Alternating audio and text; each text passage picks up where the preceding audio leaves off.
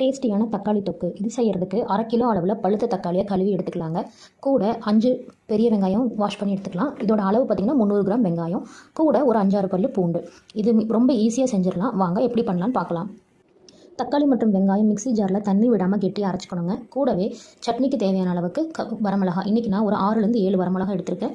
நீங்கள் உங்கள் காரத்துக்கு தக்கவாறு எடுத்துக்கோங்க. பக்கத்துலேயே வானலில் கொஞ்சம் நிறையாவே நல்லெண்ணெய், ஒரு 200 ml நான் நல்லெண்ணெய் விட்டுருக்கேங்க. எண்ணெய் நல்லா சூடானதும் கடுகு போட்டு பொரிஞ்சதும் எடுத்து வச்சிருக்கிற பூண்டு பற்களை போட்டு ஒரு தடவை நல்லா வணக்கி எடுத்துக்கலாம்.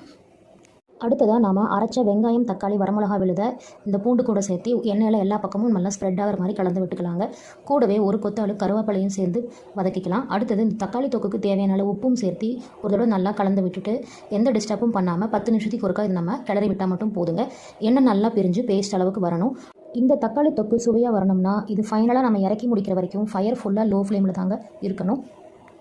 நாம் சேர்த்த கலவை கொதிக்க ஆரம்பிச்சிருச்சுங்க. இந்த ஸ்டேஜில் நான் 2 டீஸ்பூன் அளவுக்கு காஷ்மீரி மிளகாத்தூள் சேர்த்துக்கிறேன். இதனால் ஒரு ரிச் ரெட் கலர் நமக்கு கிடைக்கும். உங்களுக்கு இந்த கலர் எக்ஸ்ட்ரா வேண்டாம் அப்படின்னா நீங்கள் இந்த ஸ்டெப்பை விட்டுடலாம். தக்காளி தொக்கு நல்லா கொதிக்க ஆரம்பிச்சிருச்சுங்க. இப்போ பார்த்தீங்கன்னா நடுவில் கொஞ்சம் கொலப்பாகவும் ஓரங்களில் கெட்டித்தன்மையாகவும் இருக்கும். 10 மினிட்ஸ் ஒன்ஸ் இந்த மாதிரி நம்ம பெரட்டி விட்டோம் அப்படின்னாக்கா ஈவனாக நல்லா வெந்து கொடுத்துரும். நீங்கள் ஸ்டவ்வை கண்டிப்பாக லோ ஃப்ளேமில் தான் வைக்கணும். அது மட்டும் இல்லாமல் இந்த மாதிரி கிளறும் போது ரொம்ப கவனமாக பண்ணி கொடுங்க, இல்லைன்னா கையில் தெறிக்க வாய்ப்பு இருக்குங்க. நாம் சேர்த்த அளவுகளோட தக்காளி தொக்கு ரொம்ப சுவையாக தயாராகிருச்சு. இப்போ பார்க்கும்போதே உங்களுக்கு தெரியும் எந்த அளவுக்கு எண்ணெய் பிரிஞ்சு ஊறுகாய் கன்சிஸ்டன்சியில் இருக்குது அப்படின்னு. இது சாப்பிட அவ்வளவு ருசியாக இருக்குங்க. இந்த தக்காளி தொக்கு இட்லி, தோசை, சப்பாத்தி, பிரெட் எது கூட வச்சு சாப்பிட்டாலும் ரொம்ப அருமையாக இருக்கும். சாதத்துக்கு கூட இது செட் ஆகாது. டிஃபன் ஐட்டத்து கூட வச்சு சாப்பிடலாம்.